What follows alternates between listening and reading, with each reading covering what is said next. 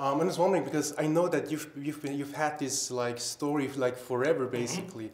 I was wondering, I can imagine it must feel like very kind of empty right now. You know, now that you've made the movie and that it's in the past, or what does it feel like to let go of something that you have had with you for so long? I honestly, it feels good only because I don't hate the movie, you know, and Yeah. and I actually feel like it's a better representation of like who I am and where I am as a storyteller, and so I'm glad to finally have it out there. Plus, I finished the movie. I finished the movie in April, like in early April. So I've been sitting on this egg for quite some time. So I'm really glad to share it, and we'll see. What would you say? How different this version is compared to very early versions you've had when beginning to think about it? I did it as a play when I was a teenager, and it is very, very different from that. That was very expressionist and kind of like the story of Nosferatu, but stylistically almost more like the Cabinet of Dr. Caligari. And this though, I've been working on trying to make this film for about 10 years, and you know, 9 years ago or something, when I finally had a script, it hasn't changed very much. You know, it has changed very little. What has changed is like my ability to make films a little bit better, you know. So I don't know that I would have been able to like get as much of my imagination onto the screen had it hadn't had some false starts along the way. But as far as my intention and what I was after has not changed much.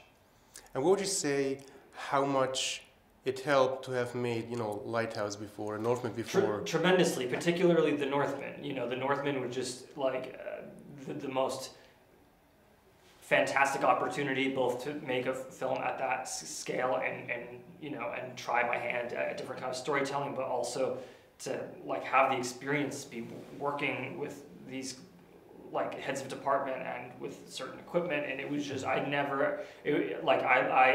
the Northman I finally felt like, okay, I know how to direct a movie. Like I'm not trying to convince people that I'm a director. Like I am one now.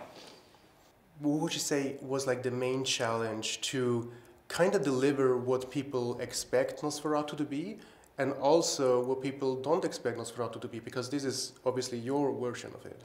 I mean, that is a good question, and sadly the answer is I don't really know. You kind of just have to trust your judgment. I mean, I'm so respectful and have so much admiration for the Murnau film that I feel like I'm always going to be trying to find ways to protect where it's come from. But also, yeah, I want to do my own thing, and I felt like I can't do Max Schreck again, as much as I love Max Schreck. Like, you know, so even with Orlok's design, like the shape of his skull and the fingernails and even the hunch, there are some things that are Schreck-like. But finally, like, I needed to do something else, you know, but also having it rooted in the research of like what were vampires like in Transylvanian folklore, and not just like making a bunch of stuff up. That also grounds it, and so that it doesn't feel like it's just coming out of nothing. I think that also helps make something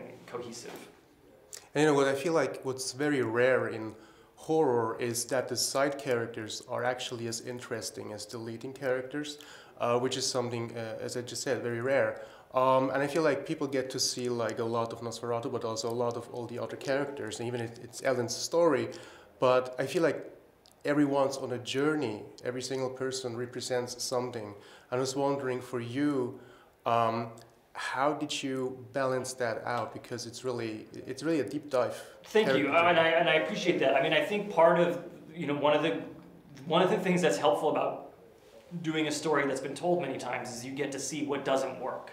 You know, and I think oftentimes it is like the tertiary characters that don't that just are sort of there for a function, but they don't feel alive. And one of the things that I did when I was writing the script is I wrote a novella, which had many scenes that I knew were never going to be in the film in order to flesh out the characters, like the Harwings played by Aaron Taylor Johnson and Emma Corrin, for example. My last question to you would be like, because Lily-Rose Depp obviously has very intense scene in this, especially when she has like the obsession scenes. I was wondering, when you kind of collaborated with her on those scenes, how did you kind of find, you know, like how, in terms of her acting, how did you make sure you're going as far with the acting as necessary, but not beyond that? I mean, I think in some of those scenes, there's nothing, you know, you're going as far as you can go, you know, but I think it was really challenging to modulate the performance so that it does grow, especially because, you know, semi-spoiler alert, but there is a kind of traditional exorcist possession scene, like a little bit after the midpoint of the film, but then she has to do something crazier than that. You know, and that was a challenge to figure out, and it was work with Lily, and also we worked with a choreographer, Marie Gabrielle Roti, who was doing like helping Lily to learn all the body work she needed to do these incredible things.